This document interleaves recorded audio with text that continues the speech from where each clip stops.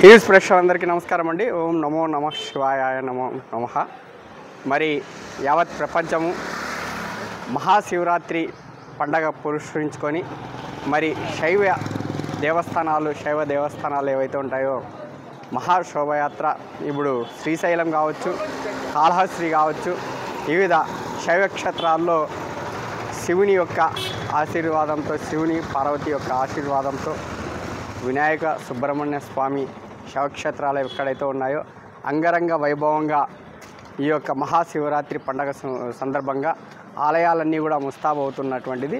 మరి దానిలో భాగంగా ఖదీర్లో ఉన్నటువంటి శ్రీమద్ ఖాద్రి లక్ష్మీ నరసింహస్వామి దేవస్థానం అనుబంధ ఆలయమైనటువంటి మరి ఉమామహేశ్వర స్వామి దేవస్థానం, శివాలయం అంటారు అందరూ కూడా.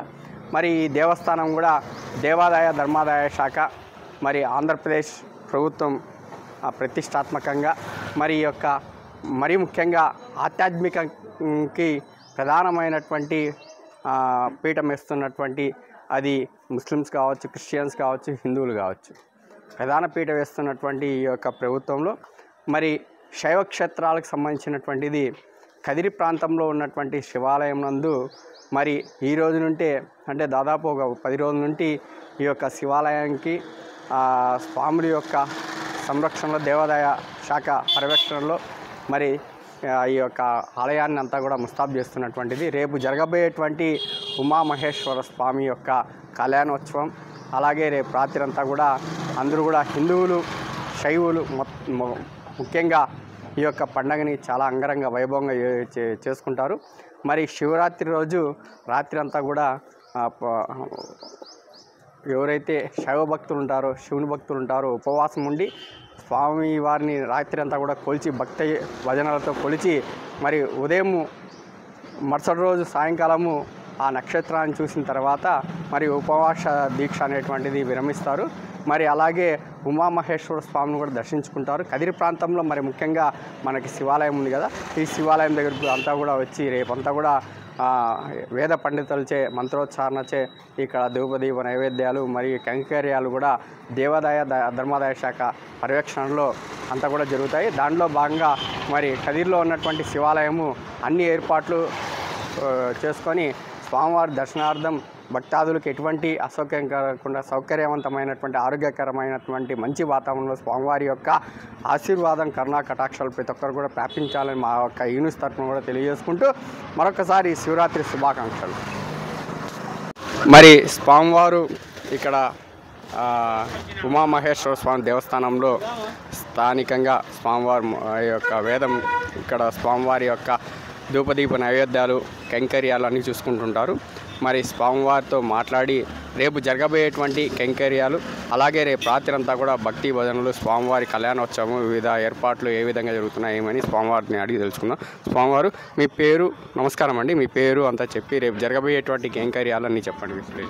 నమస్కారం అండి, నా పేరు నాగశేష్ కుమార్. ఇక్కడ శివాలయం అర్చకులుగా ఉన్నాము.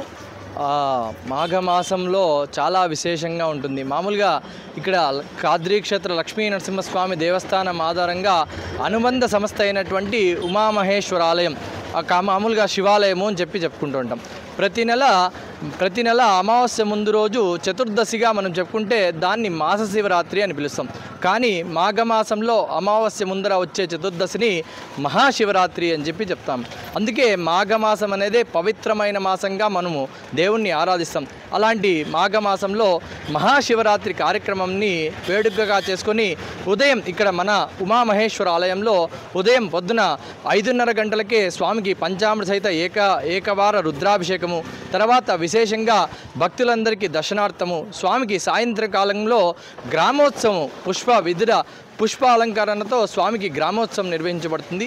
తర్వాత స్వామికి లింగోద్భవ కాలంలో, అంటే స్వామి లింగరూపంలో ఉద్భవించిన సమయాన్ని కేటాయించుకొని దాన్ని లింగోద్భవ కాలము అంటారు. ఆ లింగోద్భవ కాలంలో స్వామికి మహన్యాసపూర్వక ఏకాదశవార రుద్రాభిషేకాలు, ఆ తర్వాత విశేష అలంకరణము, ఆ తర్వాత తీర్థప్రసాద వినియోగము, ఆ తర్వాత స్వామివారికి రాత్రి అర్ధరాత్రి 2 గంటల నుంచి 4 గంటల వరకు స్వామి ఉమామహేశ్వర్ల స్వామివారికి కళ్యాణ మహోత్సవం జరుగుతుంది.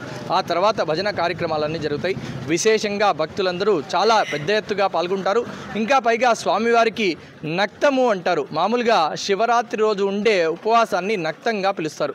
అంటే కనీసము ఆహార పదార్థాలు ఏవీ తీసుకోకుండా కేవలం ద్రవ పదార్థాలతో మాత్రమే స్వామివారికి ఉండు ఓం నమ శివాయ అంటే పంచాక్షరి మంత్రాన్ని స్వామినే జపిస్తూ భక్తి శ్రద్ధలతో ఆచరిస్తూ ఈ శివరాత్రి మహోత్సవంగా జరుపుకుంటారు.